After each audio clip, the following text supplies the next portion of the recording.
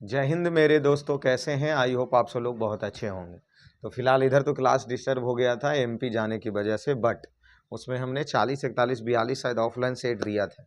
अब यहाँ से 43 से चलते हैं अपने डिजिटल क्लास की ओर से, और जो हमारा एलपी टेक्नीशियन का, तो इसमें हम 29 अगस्त के फर्स्ट शिफ्ट का आज क्वेश्चन लेकर के आए हैं। ऑफलाइन में 3 सेट शायद 21 अगस्त का जो एग्जाम 2018 में एलपी का पड़ा था उसका हम दिए थे। अब यहाँ पे हम सब उसके बाद 29 अगस्त के फर्स्ट शिफ्ट में जो क्वेश्चन है इसको लेकर के आगे चलते हैं। तो आप सब लोग बने रहिए एक छोटे से परिवार पे, जिस हिसाब से आप सब बने हैं। इसे लाने का उद्देश्य यही है कि एलपी टेक्नीशियन के लिए प्रीवियस साल का क्वेश्चन आप पहले अवश्य देख लें, कि ताकि उससे पता चल सके कि हमें क्या पढ़ना है और क्या नहीं पढ़ना है। ठीक है, इसीलिए सबसे पहला प्रश्न आते हैं, इनमें से कौन सा एक रासायनिक परिवर्तन है? जैसे लोहे में जंग लगना, लोहे का चुंबकीयकरण, एक प्लैटिनम तार को गर्म करना, CO2 गैस, CO2 से सूखे बर्फ बनना, या मक्खन का खट्टा होना। और इसमें पूछा है क्या? एक रासायनिक परिवर्तन है। जैसे देखिए, कोई भी, अगर हम फिजिक्स में बात करें तो कोई भी पदार्थ अगर वह अपने अवस्था बदलता है तो उसको दो भागों में हम सब देख सकते हैं, भाग में बांट करके। एक उसका होता है भौतिक परिवर्तन, जो अवस्था परिवर्तन करता है उसमें एक होता है भौतिक परिवर्तन और दूसरा होता है रासायनिक परिवर्तन।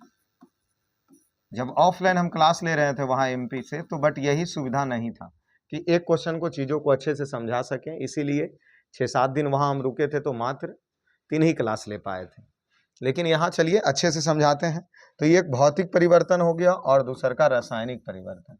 जैसे भौतिक परिवर्तन हम उससे कहेंगे जो अपनी अवस्था बदले, अपनी अवस्था बदले और फिर पुनः अपनी अवस्था प्राप्त कर ले, पुनः अपनी अवस्था प्राप्त कर ले। मतलब कहने का मतलब, अपनी अवस्था पहले बदला और वह पुनः अपनी अवस्था में वापस आ सकता है, उसे भौतिक परिवर्तन कहेंगे। रासायनिक परिवर्तन जो एक बार बदल गया, जो एक बार अवस्था परिवर्तन कर लिया, दोबारा अपनी अवस्था में नहीं आ सकता, अपनी अवस्था में वापस नहीं आएगा, उसे हम सब रासायनिक परिवर्तन कहते हैं। जैसे भौतिक परिवर्तन में हम पढ़ते हैं क्या? बर्फ बनना। तो बर्फ, देखिए, पानी से बर्फ बना और बर्फ पिघलकर पुनः पानी बन गया, उसे भौतिक परिवर्तन कहेंगे। रासायनिक परिवर्तन, जैसे दूध से दही बनना, रासायनिक परिवर्तन होगा, क्योंकि एक बार अगर दूध को जमा के दही बना दिए तो पुनः दही से दूध नहीं बनाएंगे, ये हमारा रासायनिक परिवर्तन हो गया। लोहे में जंग लगना, अगर लोहा में एक बार जंग लग गया तो पुनः उसमें उस जंग को हम छुड़ा ही सकते हैं, पुनः उसकी अवस्था को प्राप्त नहीं कर सकते, इसलिए वह रासायनिक परिवर्तन होगा। ठीक है ना, दूध से दही बनना रासायनिक परिवर्तन। जैसे लोहे का चुंबकीयकरण, तो लोहा में चुंबक चिपकाए हैं तो चुंबक को छुड़ा भी सकते हैं, ये तो भौतिक परिवर्तन हो गया। फिर दिया है एक प्लेटिनियम तार को गर्म करना, अगर वो तार गर्म हुआ है तो ठंडा भी हो जाएगा, भौतिक परिवर्तन। CO2 से बर्फ बनना, अच्छा, कार्बन डाइऑक्साइड से कार्बन मोनोऑक्साइड में बदलना, तो उसे हम पुनः CO2 में ला सकते हैं, तो ये भौतिक परिवर्तन। लेकिन मक्खन का खट्टा हो जाना, अर्थात दही का खट्टा, मक्खन का खट्टा हो जाना, दूध से दही बदलना, मोमबत्ती का जलना, सब रासायनिक परिवर्तन है। तो ये आंसर हमारा रासायनिक परिवर्तन हो गया। क्लास 9th का ये है पॉइंट। ठीक है, तो आप सब लोग इसे अवश्य और अच्छे से स्टडी कर लीजिए। देखिए, एक दिवसीय क्रिकेट में 3 दोहरे शतक लगाने वाले एकमात्र क्रिकेटर, तो ये तो रोहित शर्मा। करंट अफेयर थे उस समय का प्रश्न, इस पे क्या चर्च करें, करंट अफेयर तो आपको 24 पूरा कर लेना है। तार की लंबाई को दुगनी करने पर A मीटर की रीडिंग किस प्रकार प्रभावित होती है?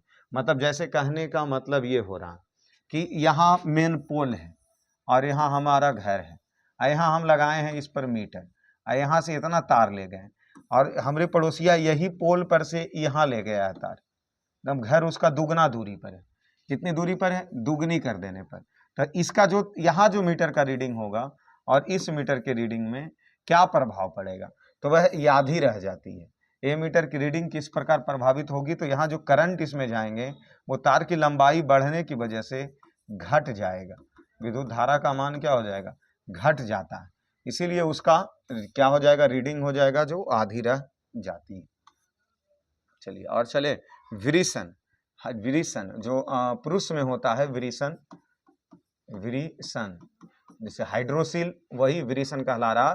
तो विरिसन में उदर गुहा के बाहर स्थित होता है, किसके, मूत्राशय के, अंडाश कोश की थैली या अंडाशय या योनि, तो अंड कोश की थैली। वो विरिसन जो पुरुष में क्या होता है, पुरुष में विरिसन हाइड्रोसिल जिसको बोलते हैं, वो विरिसन है, वह बाहर स्थित होता है। तो कहाँ पे होता है, तो अंड कोश की थैली। जैसे वही चीज बोला जा रहा है, विरिसन या हाइड्रोसिल। जो शरीर है पुरुष के शरीर के, वह शरीर के बाहर क्यों अवस्थित होता है, उसका होने का क्या कारण है। तो उस विरिसन में जो गुणसूत्र बनते हैं, वह गुणसूत्र जितना शरीर का तापमान चाहिए, उस तापमान से उस विरिसन का तापमान में अंतर होता है, ठीक है ना। क्योंकि शरीर का तापमान ज्यादा होता है, शरीर का तापमान कितना होता है, 37 डिग्री सेल्सियस या 98.6 फ़ारेनहाइट, ठीक है। ये मनुष्य के शरीर के सामान्य तापमान है, बट विरिसन का तापमान इससे कम होना चाहिए, इससे कम होना चाहिए। अब कम होता है, इसीलिए विरिसन शरीर के वह बाहर लटका हुआ एक थैली के रूप में विरिसन होता है, इसीलिए शरीर के तापमान से कम तापमान उसको चाहिए और इसीलिए वो होता है। तो अंडकोश की ये थैली हो गया। चलिए आगे चलते हैं। लोन फॉक्स डॉसिंग माई ऑटोबोग्राफी पुस्तक के लेखक कौन है, तो एक पुस्तक है जो कि रस्किन ब्रांड है, ठीक है। चलिए, निम्न में से कौन सा घोल बिजली के चालक नहीं होते, अर्थात उष्मा विद्युत का कुचालक है। पूछा प्रश्न यही, विद्युत का कुचालक है, क्योंकि चालक नहीं है तो है क्या, कुचालक ही है ना। तो हाइड्रोक्लोरिक एसिड HCl, तो इसमें विद्युत जाएगा। ग्लूकोज C6H12O6, ग्लूकोज का जो घोल है वह विद्युत का कुचालक होगा। सोडियम हाइड्रोक्साइड NaOH, ये सब विद्युत जाएंगे, एसिटिक में भी जाएंगे। तो ग्लूकोज है जो विद्युत का क्या है, कुचालक है, ठीक है। चलिए आगे चलते हैं, अगले प्रश्न पे देखते हैं। निम्नलिखित में से किसकी कोई इकाई नहीं होती है, मतलब इसमें किसका इकाई नहीं होता, तो घनत्व। तो घनत्व बराबर एक सूत्र होता है, द्रव्यमान अब बटा आयतन, ठीक है। तो द्रव्यमान का हो गया kg और आयतन प्रति मीटर क्यूब। तो इसका तो SI मात्रक है। दाब का होता है पास्कल, दाब का होता है पास्कल, जबकि सापेक्षिक घनत्व का कोई SI मात्रक नहीं होता। विस्थापन को तो हम सब मीटर में ही मापते हैं, तो इसका भी होता है। तो सापेक्षिक घनत्व का कोई इकाई नहीं होती है।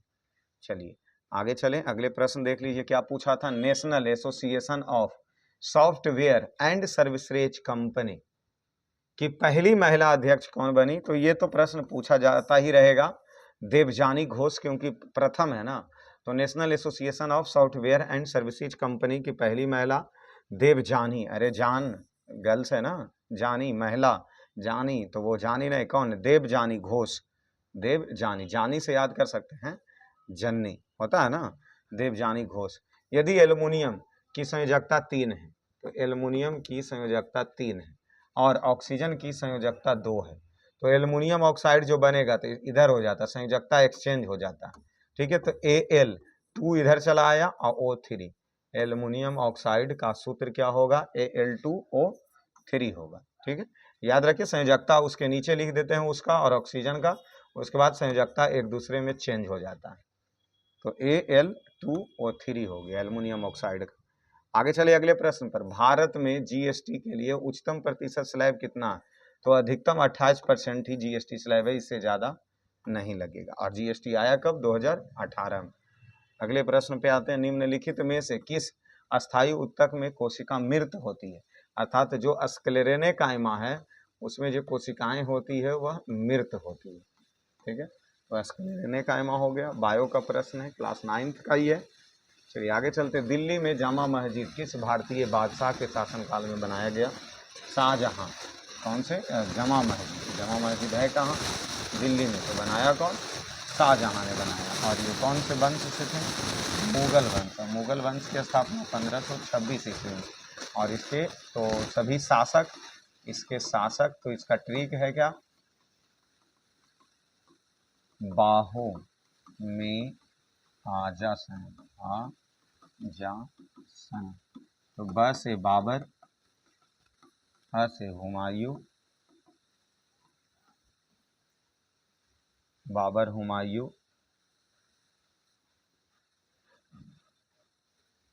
बाबर हुमायूं अकबर।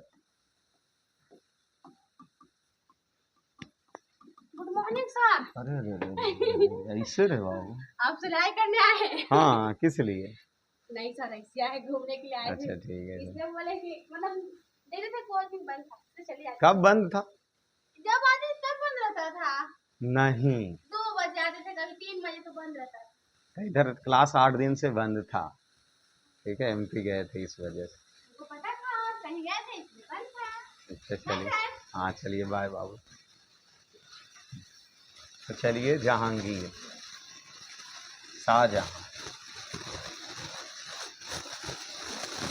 हो गया।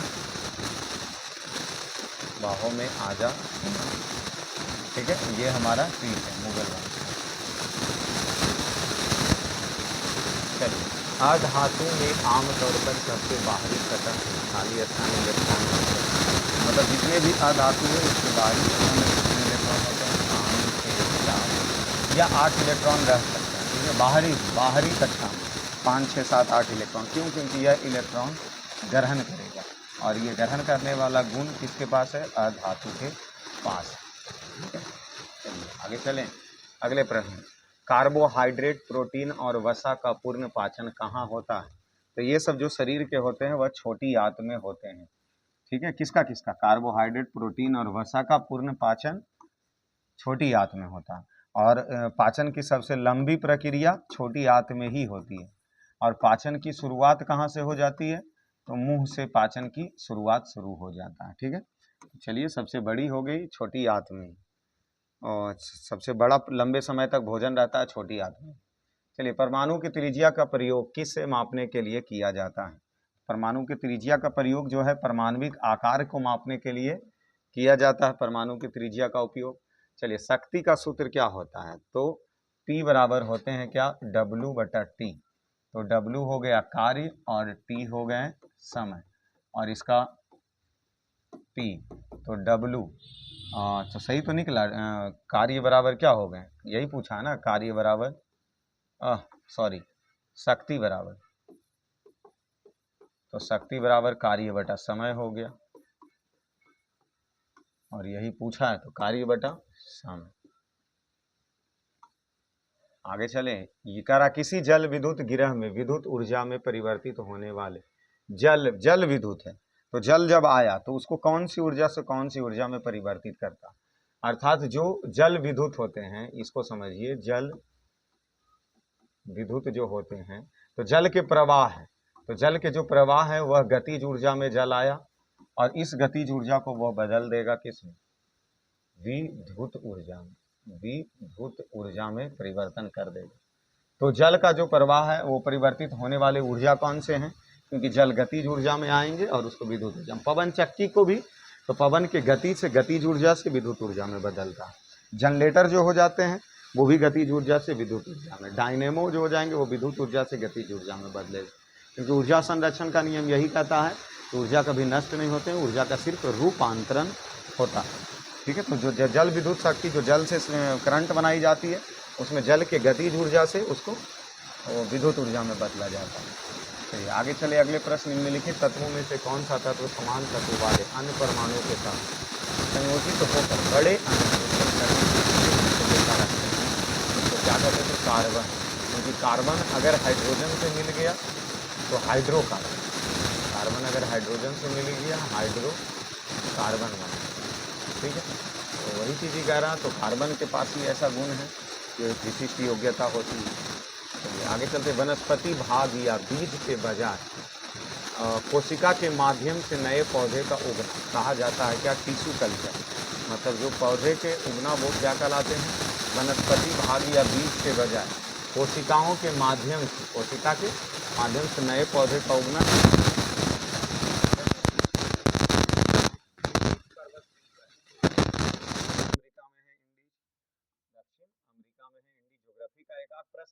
एक प्रश्न हिस्ट्री, एक प्रश्न ज्योग्राफी, नजर ही आएंगे आपको, हर एक सेट में आएगा।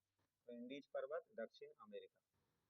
अगले प्रश्न किया है, लास्ट प्रश्न 75 ये है 43वां सेट का। स्थिति या आकृति में हुए परिवर्तन के कारण एक वस्तु में निहित ऊर्जा को क्या कहते हैं? तो उसमें स्थितिज ऊर्जा कहते हैं। जैसे इस पेन को अगर हम जमीन से ऊपर उठा दें तो इसमें स्थितिज ऊर्जा, जैसे ऊर्जा को हम सब दो भागों में बांट करके देख सकते हैं, एक गतिज ऊर्जा और दूसरा का स्थितिज। गतिज ऊर्जा का सूत्र 1/2mv² और स्थितिज ऊर्जा का सूत्र mgh होता है। जब कोई वस्तु अगर स्थिर अवस्था में है तो उसमें स्थितिज ऊर्जा, और जब कोई वस्तु गति की अवस्था में है तो उसमें गतिज ऊर्जा। अब कह रहा है स्थिति एवं आकृति में होने वाले निहित ऊर्जा, अगर उसकी स्थिति के कारण अगर उसमें ऊर्जा है तो उस ऊर्जा को हम सब स्थितिज ऊर्जा कहेंगे।